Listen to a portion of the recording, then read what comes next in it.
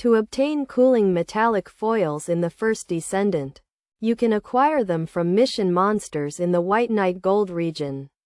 Although the drop chances are extremely low, a more efficient method is to open encrypted vaults in the mountaintops battlefield.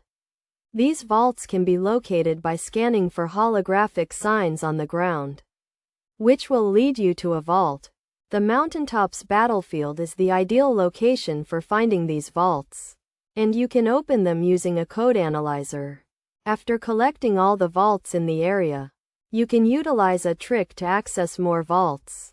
Switch the difficulty to hard and return to the same region, where you'll be able to open additional vaults. This area is recommended due to its high concentration of vaults, making it easy to collect them quickly.